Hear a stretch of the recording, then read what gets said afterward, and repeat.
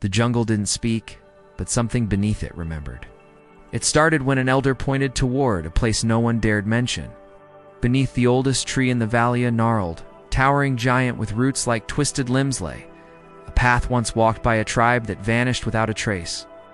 Some said they were taken, others believed they became part of the forest. But no one ever returned from that direction. Still, she went. Not for answers, but because of the dream. The same one, every night. Psst, a whisper underground. Bones calling her by name. With each step, the air thickened. The leaves hung heavier. The silence pressed against her skin like breathless hands. She didn't follow a visible road. There were no signs, only roots.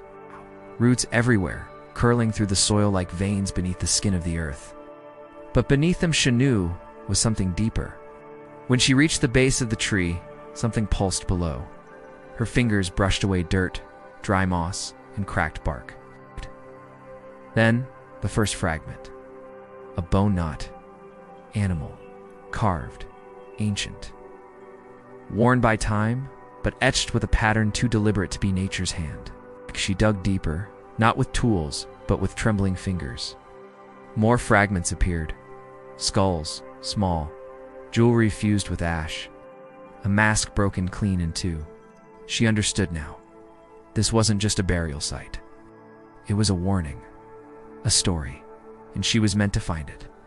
The markings told of a tribe that chose silence over surrender. When invaders came, they didn't fight. They vanished. Not out of fear but ritual, they gave themselves to the forest, asking it to protect their memory. In return, the jungle swallowed them whole bone, blood, song, soul, and the jungle remembered. As she pieced together the fragments, she felt their fear, their sadness, but also their fierce love for the earth that claimed them. This was no graveyard. It was a monument. And she, an archaeologist, wasn't there to uncover bones, but to listen to a people whose voices were silenced, whose stories were buried. Here, beneath the tangled embrace of ancient roots, she found more than relics. She discovered a truth her predecessors had ignored. Their obsession with uncovering physical treasures had blinded them to the whispers of history echoing around them. But she heard it. Days turned into weeks as she painstakingly unearthed the remnants of a culture erased. Each bone, each shard resonated with the dreams that had pulled her here. Yet she found no grand city, no piles of gold, just a legacy woven into the very fabric of the jungle. She learned their language from petroglyphs, stories carved on boulders, tales of a harmonious life lived in tune with the rhythms of the earth. These people hadn't built monuments of stone or raised towers to the sky. Their greatness lay in the quiet wisdom of their ways. Their connection to the land was profound, so deep that when their time came, they didn't depart. They became the land. She traced a symbol on one piece, the same one seared onto her own flesh since birth, always called strange by the village elders. Now it was a map leading not just to this place, but to herself. One day, as she sat amidst the fragments, the wind stirred. The trees groaned low, like they were exhaling something held for centuries. Their voices, carried on the breeze, echoed her own heartbeat. Then it hit her. This place wasn't just a burial ground. It was a threshold, a boundary between the world of the living and the realm of the ancestors. And she, quite literally, stood in the middle. Her skin crawled, not from cold, but recognition. She wasn't just finding the path, she was the continuation of it.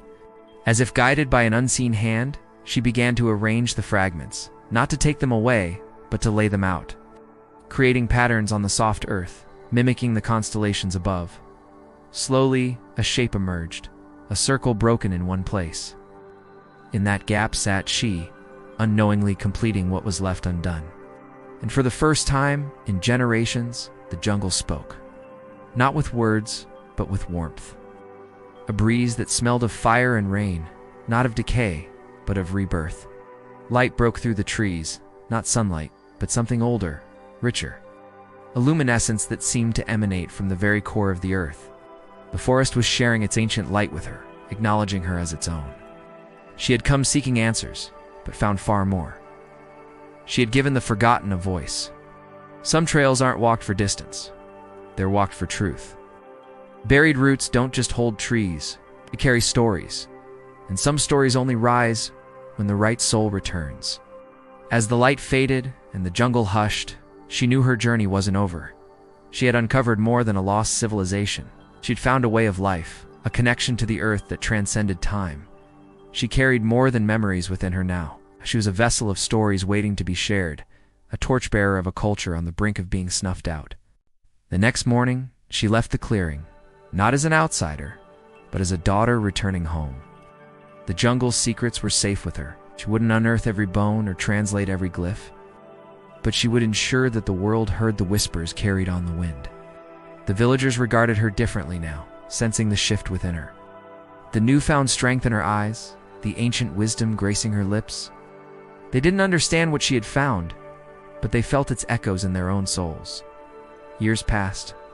The jungle grew older, yet something stirred beneath its roots. A pulse quickening, a memory stirring, as if the tribe itself were awakening.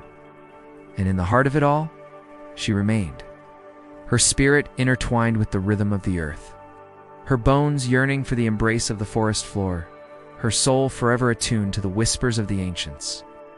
This is a tale from the forgotten path.